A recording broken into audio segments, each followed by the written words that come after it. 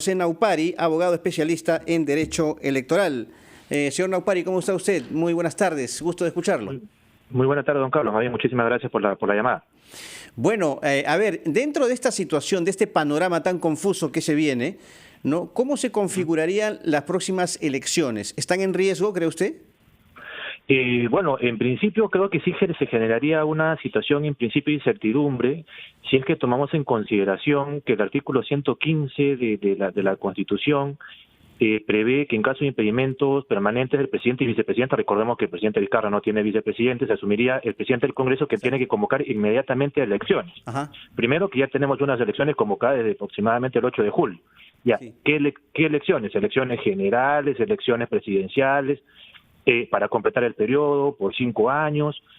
Esa precisión, por ejemplo, no está en el 115. Ajá. Y de por sí ya tendríamos un proceso sobre otro proceso electoral en medio.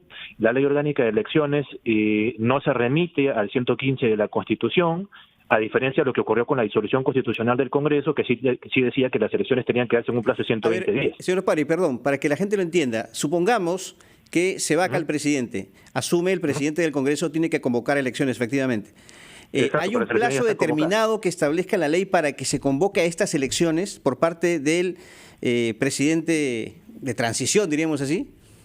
El artículo 115 dice que se convoca inmediatamente a elecciones, más lo que no dice el artículo 115 de la Constitución es si son solo elecciones presidenciales, si es para completar el periodo, y cuáles serían cuáles serían las reglas que regirían para esa elección ad hoc. Entonces tendríamos que una elección presidencial para completar el periodo con unos plazos que excederían las elecciones que ya están convocadas, con lo cual el 115 sería materialmente impracticable. Entonces, sí se generaría incertidumbre jurídica respecto a la aplicación del 115 porque ya no habría elecciones que convocar, porque las elecciones ya están convocadas sobre la base de unas reglas fijas, porque es una elección de calendario fijo como la del 2021. Claro, recordemos el caso del gobierno de transición de Valentín Paniagua, ¿no? En el 2001, cuando es destituido Alberto Fujimori. En esa oportunidad, ¿cuál es el plazo que se estableció para la convocatoria de elecciones? ¿Recuerda? Claro, lo que ocurre es que ahí sí, por ejemplo, los plazos calzaban porque todo se daba en un marco de aproximadamente 120 días, porque así estaba esa redacción originaria de la Ley Orgánica de Elecciones.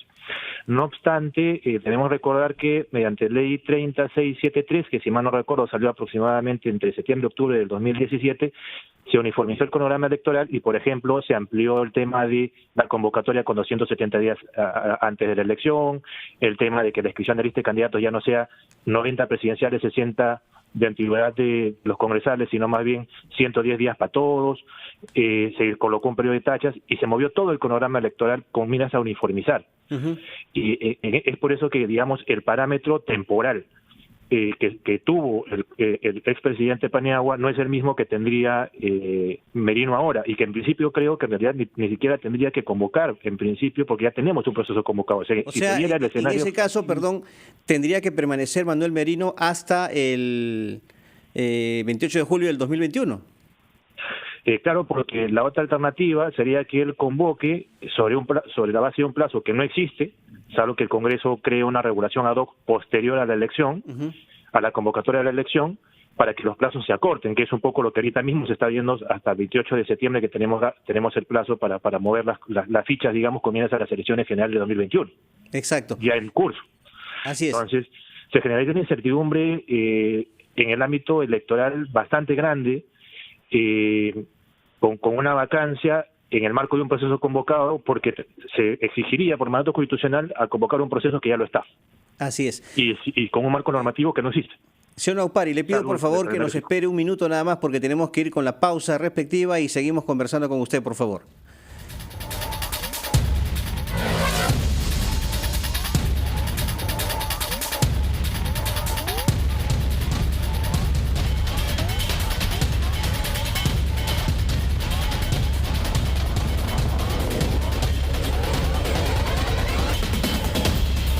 Seguimos en RPP Noticias, La Voz del Perú, 5:37 de la tarde. Estamos conversando con José Naupari, él es abogado, experto en Derecho Electoral.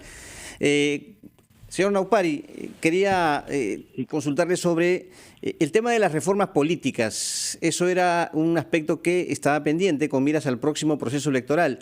Y ahora este tema de los audios obviamente copa toda la atención. Se supone que hoy debía votarse el tema de los impedimentos y otros aspectos, pero bueno, ha quedado en un segundo plano. ¿Qué riesgo hay de que no se aprueben estas normas, estas reformas, y no se llegue al plazo respectivo para que tengan vigencia en el proceso electoral que se avecina?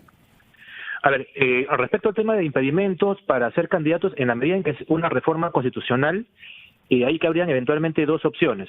Una opción sería decir, bueno, ya no son aplicables porque no llegamos al 28, y la otra es interpretar que, como la regla de inmodificabilidad está en una norma de rango inferior a la Constitución, llámese la Ley Orgánica de Elecciones, y la Constitución está por encima de ella, a pesar que se apruebe después del 28 de septiembre, el impedimento igual rija.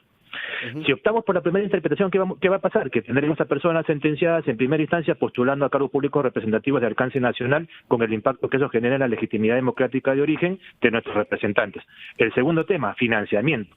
Seguimos teniendo pendiente el tema de cómo vamos a manejar el financiamiento público indirecto, llámese la franja electoral. Recordemos que en el referéndum del 10 de diciembre del 2018, en diciembre del 2018, dijimos que los partidos políticos no pueden contratar con su plata por propaganda en radio y televisión. Eso va a ser con cargo al Estado. Eso está pendiente de regulación desde ese periodo.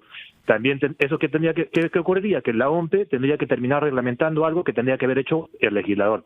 Y el tercer tema es el tema de la eliminación del voto preferencial, que lo dijo el señor presidente de la República también.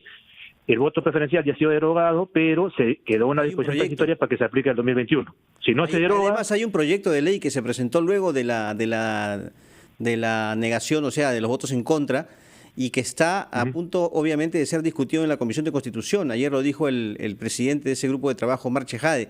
El tema es que, repito, con esta crisis política, estas reformas en su conjunto no se podrían aprobar. O sea, se presentaría un panorama bastante negativo en ese sentido. Particularmente yo invocaría justamente a la reflexión y a la responsabilidad al Parlamento, una invocación a título personal, porque tranquilamente pueden hacerse las dos cosas de manera paralela. O sea, nadie tiene por qué en principio correr con eventualmente procedimientos o decisiones apresuradas que puedan terminar siendo lesivas del derecho al debido procedimiento. Me refiero si es que eventualmente optan por la salida de tramitar un procedimiento de vacancia presidencial. En ese periodo de tiempo, si realmente esto que ha ocurrido no es un pretexto para parar la reforma política, tranquilamente, ya que se ha declarado en sesión permanente, el Parlamento podría mañana mismo votar estos temas de reforma política electoral y seguir con el trámite que corresponda en la decisión que ellos tomen respecto a lo ocurrido con el presidente de la República. Una cosa no tendría, si efectivamente no es un pretexto, o que opacar a la otra. No debería incluso. Eso sería el ideal, ¿cierto?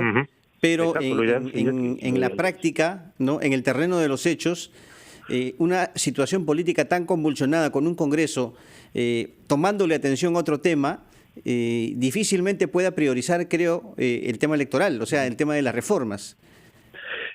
Claro, usted válidamente menciona que en el plano de los hechos a veces la política tiene una vorágine muy alta, pero confiemos en que, eso sí, más allá, en que aprovechando que justamente están en sesión permanente, y al estar en sesión permanente ya, digamos, las reglas de anticipación de comunicación de agenda y de realización de la sesión es mucho más flexible, podamos ver efectivamente el compromiso de los distintos grupos parlamentarios de tocar estos tres temas que son los que están pendientes.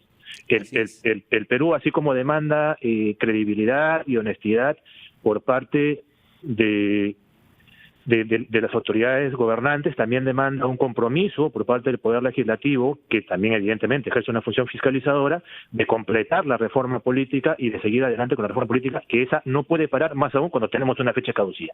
Muy bien. Ojalá entonces que prime esto, lo que dice usted, porque efectivamente es un compromiso de los partidos políticos el culminar con la reforma política y electoral. Gracias, señor Naupari, por estar con nosotros. Muy amable. Muy amable usted, muchísimas gracias. Buenas tardes. Buenas tardes a José Naupari, abogado especialista en Derecho Electoral.